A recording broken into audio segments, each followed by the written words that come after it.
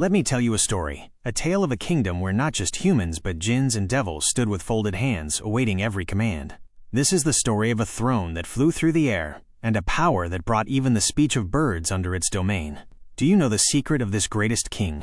A secret that struck awe into the hearts of the mighty powers of that time? Was that throne merely a structure of gold and silver, or was there technology behind it that today's scientists cannot even comprehend? The kingdom of Prophet Solomon, peace be upon him, was an example of human splendor, majesty, and power over the earth, one that had never been seen before and will never be seen again. When the first rays of the sun fell upon the hills of Jerusalem, a strange rustling filled the air. It was the sound of thousands of birds spreading across the sky like a dense shadow to protect their king from the blazing heat. At the heart of this empire sat a throne that astounded human intellect. It was not crafted merely from ivory. It was studded with rare rubies, emeralds, and pearls found nowhere else on earth. Around the throne stood 4 large golden trees with grapes of red rubies that sparkled as if a fire burned within them. When Prophet Solomon, PBUH, stepped toward the throne and placed his foot on the first step, the entire structure would spin like a mystical wheel. Golden peacocks would spread their feathers, and lions would raise their heads from the ground, wagging their tails. When he sat upon this throne, the atmosphere blossomed with the fragrance of musk and amber. He was a king of such immense grandeur that his army stretched for miles, divided into distinct groups of jinns, humans, and birds. Once, when Prophet Solomon, PBUH, went away, a jinn arrived. Seeing his chance, he played his trick. He approached a maidservant who was deeply loyal to Prophet Solomon, PBUH, and kept his royal ring. Disguising himself as Prophet Solomon, PBUH, the jinn asked for the ring. Believing him to be the true Solomon, the maidservant handed it over. The devil immediately put on the ring.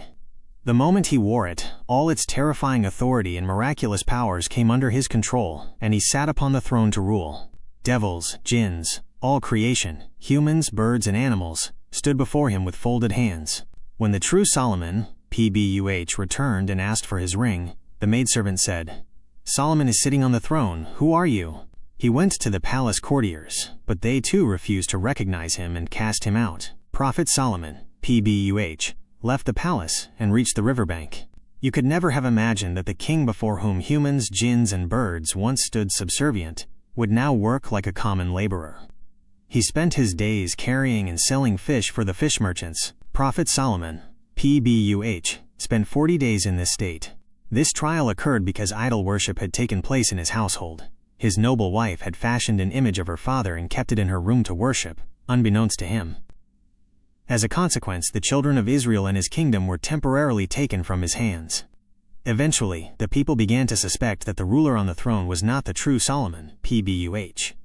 As the 40 days neared their end, the jinn dropped the ring into the sea, where a fish swallowed it. By divine decree, that very fish caught the hands of Prophet Solomon, PBUH. When he cut open its belly, the ring emerged. The moment he retrieved the ring, his dignity, glory, and command over all the devils were restored. He took his place upon the throne once again and had the jinn captured. Yet this series of trials was not over.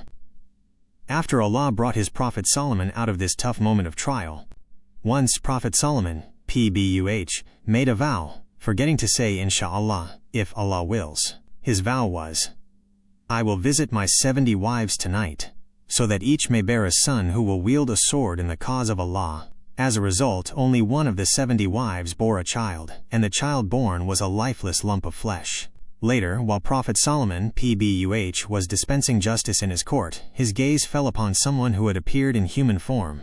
It was the angel of death, and his eyes were fixed intently on the child. Prophet Solomon, PBUH, asked, "Have you come to take his soul?" The visitor gave no answer. Fearing for his child, Prophet Solomon, PBUH, summoned the powerful jinns and devils, saying, "Tell me a place where my son will be safe." One jinn replied, "O Prophet of Allah, I will hide him in a spring of the sun at the farthest edge of the east." Prophet Solomon, PBUH, remarked, "The angel of death can reach even there." Another jinn offered, "I will hide him in the depths of the earth." He replied, "No, he has access there too." Then a jinn said, "I will carry him to the heights of the heavens, and hide him inside a dense cloud." So he handed the child over to that jinn. When the child reached the heavens, the angel of death said, "I wondered how I was to take his soul, for I was commanded to take it in the clouds, Yet I saw him here with Solomon. I was astonished at how he would get there from here. The moment the child arrived in the clouds, the angel of death took his soul. Prophet Solomon, PBUH, fell into prostration, begging Allah for forgiveness. Afterward, he made a supplication that remains preserved in the Holy Quran. My Lord, forgive me, and grant me a kingdom such as will not belong to anyone after me. Indeed, you are the bestower. Surah Sad, 38-35. Allah accepted his prayer, and granted him such a magnificent empire that the winds were subjected to his command, the jinns and devils were made obedient to his word, and the birds accompanied him like a protective shade. The teacher asked the children, "How did you like the story?" The children replied, "It was wonderful."